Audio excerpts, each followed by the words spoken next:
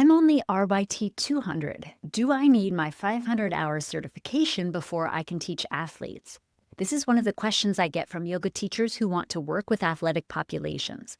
And the answer might surprise you because some of my most successful students started teaching athletes before they even had their 200-hour certification.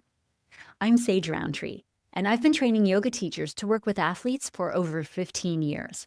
I've seen teachers at every certification level build successful practices with athletic populations.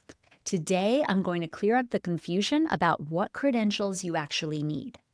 By the end of this video, you'll understand what qualifications actually matter when teaching athletes, why certification level is less important than you might think, and what you should focus on instead.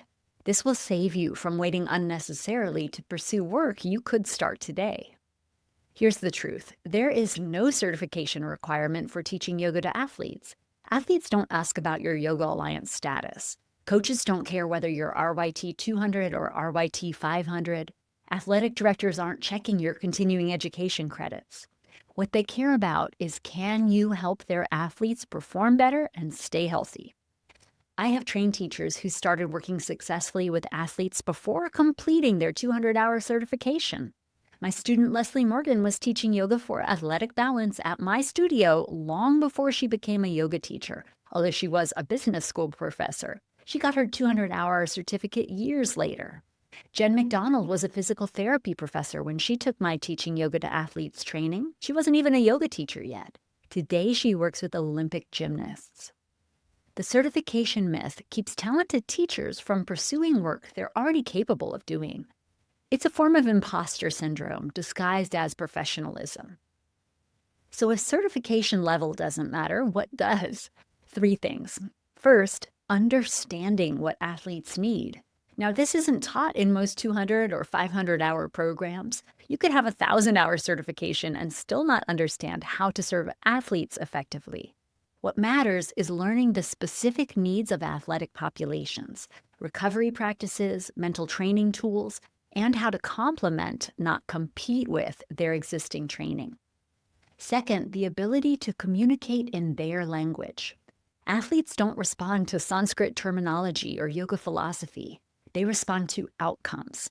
This will help you recover faster. This prevents injuries. This improves your mental focus. Learning to speak their language matters far more than certification hours. Third, your confidence in your value. Athletes can sense uncertainty.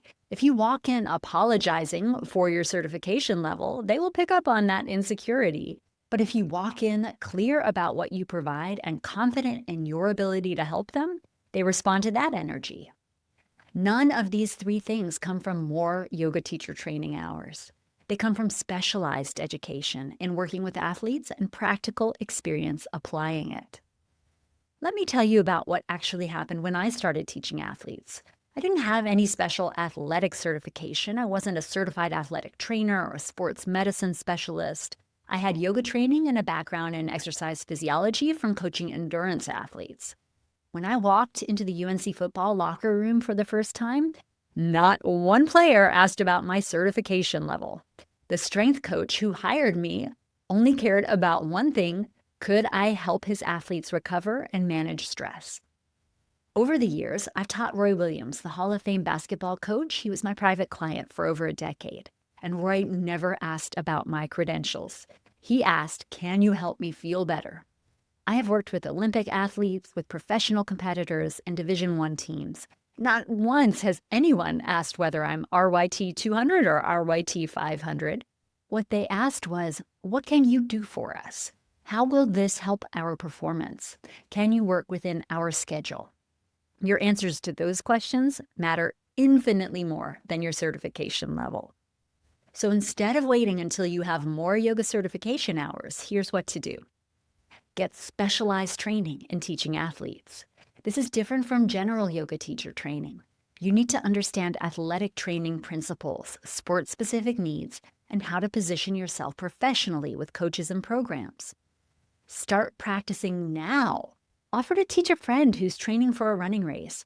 Volunteer at a local running club. Approach a CrossFit box about a recovery workshop. Real experience matters more than certification hours. Build your confidence through action. Every athlete you help, every session you teach, every positive outcome you create builds your credibility and confidence. Waiting for another certification just delays this process. The teachers who succeed aren't the ones with the most credentials. They're the ones who start before they feel ready and learn through doing.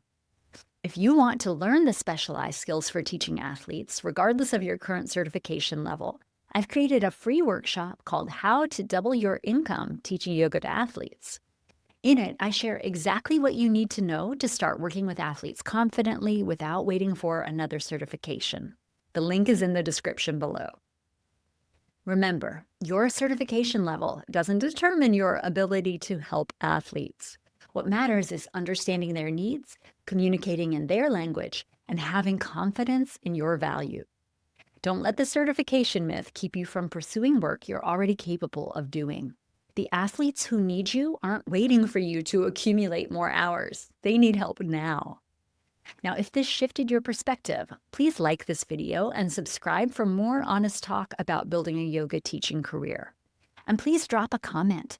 What certification-related fear has been holding you back? Let's discuss it.